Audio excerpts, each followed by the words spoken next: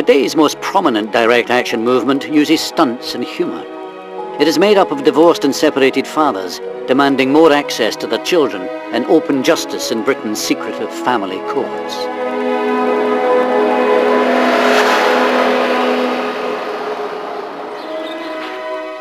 As in the fuel crisis, it began with one man.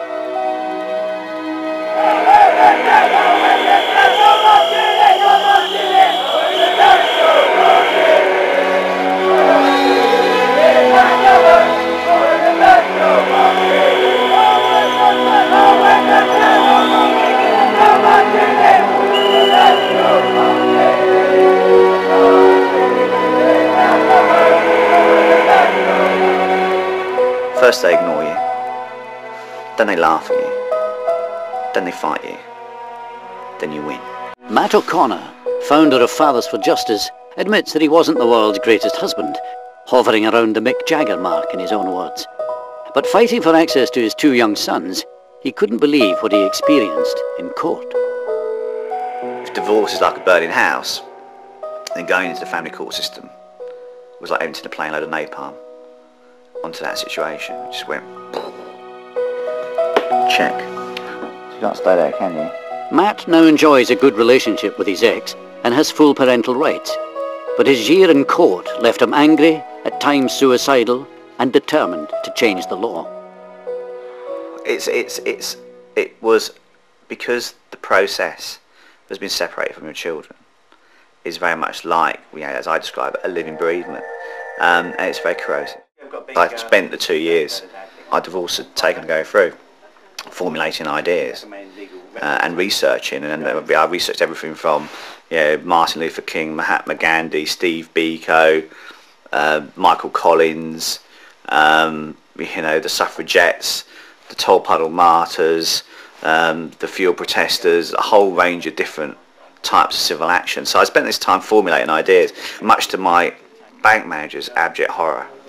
Don't tell me you're doing this, it's like, you're mad, you're insane. Stop, don't do it, please.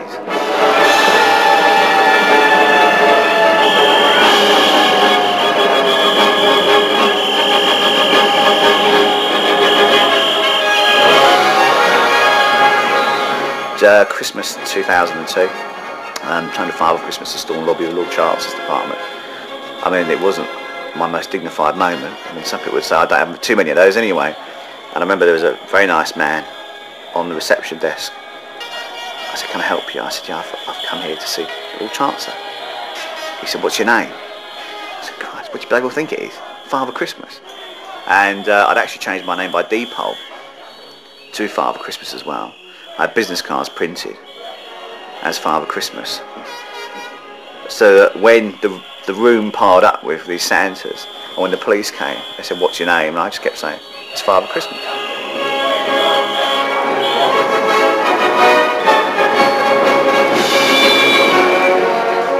The biggest problem for Matt O'Connor was that the law forbids any public discussion of specific cases involving children, which meant that traditional campaign methods were impossible.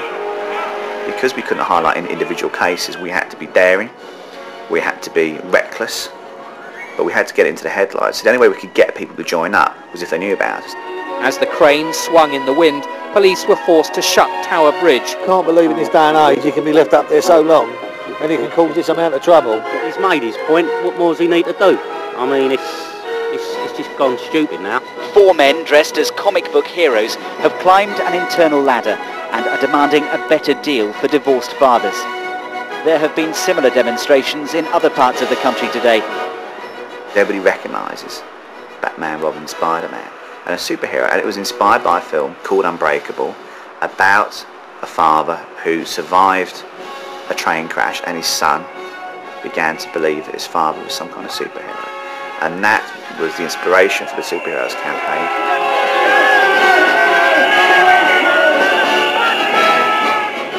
The humour is really important, because what people want to do is demonise dads. We've been demonising dads for years, and what's worse about it is we're muck dads, the McDonald's dads generation, where we should be happy with a pathetic court-appointed time of a couple of hours on a Saturday where you meet your kids in McDonald's and become a McDad, and then society will demonise you because we're all supposed to be wife-beating, bush-lurking, child-abusing nutters.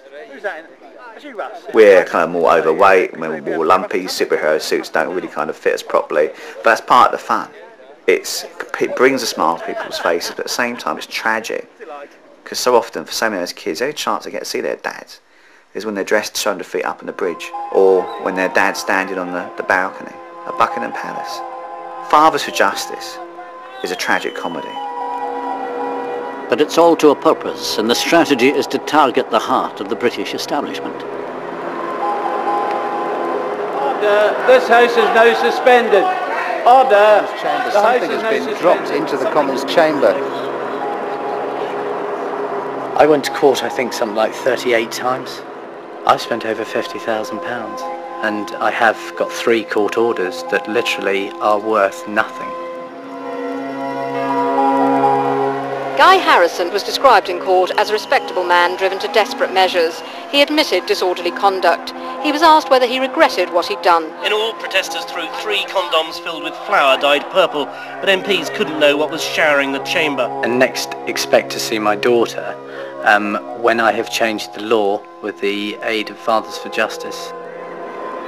Guy Harrison is a millionaire businessman whose experience of losing contact with his daughter drove him to the kind of militancy he'd never dreamed of and doesn't relish.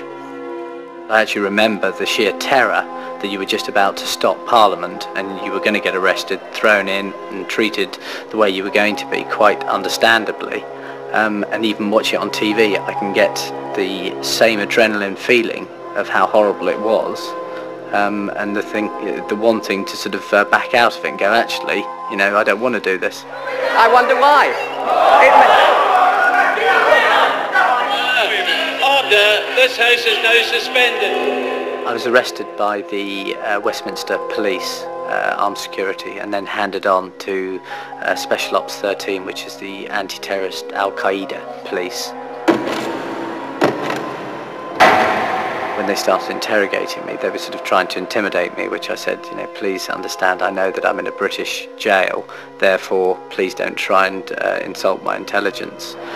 You can hold me for 24 hours and I'm not withholding any evidence or information. Anything you want to know, I'll tell you, so please don't try these scare tactics. To which they turned around and said, Mr. Harrison, you've been arrested under terrorism. We can hold you 14 days without charge, and when we do charge you, we can jail you for up to 21 years. To which I was thinking, crikey. And I genuinely believe that they would never give you anything like that, but they could well have given me a year or 2 years. And you think, my God, 2 years inside because you've really annoyed somebody off at the top. Guy Harrison's solicitor said the episode was the political equivalent of streaking at a test match. Guy was fined £600, his home was raided, and his criminal record means he has had to close his business interests in America. Still, he stands by his actions.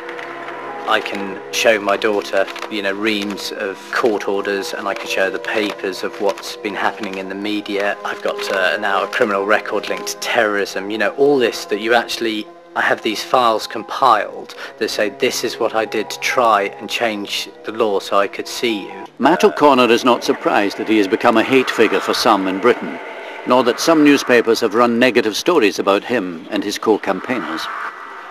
I don't give a damn about a lot of the commentators who exercise prejudices. Frankly, if I was black, frankly, if I was gay, or if I was Jewish, these prejudices, this bigotry against fathers would not be seen, would not be accepted or tolerated. Fathers for Justice goes to great lengths to keep its plan secret until the very last moment. Not paranoid at all, unfortunately. If you'd had bombed the Prime Minister and put somebody up at Buckingham Palace and handcuffed yourself to government minister, fair to say that MI5 and the Police Intelligence Unit at Scotland Yard would be watching you quite closely, bugging your phones, following you, monitoring, maybe even bugging this house. It goes on. A lot of stuff gets burnt in the fireplace behind me because of the security monitoring we're under. The best way of doing things is in traditional, good old-fashioned ways. They took everything, went through every photograph, every bank statement. You know, I mean, it's quite possible this house is bugged. You know, all of our phones are now, so that we know for fact. So, you know, they just have absolute, total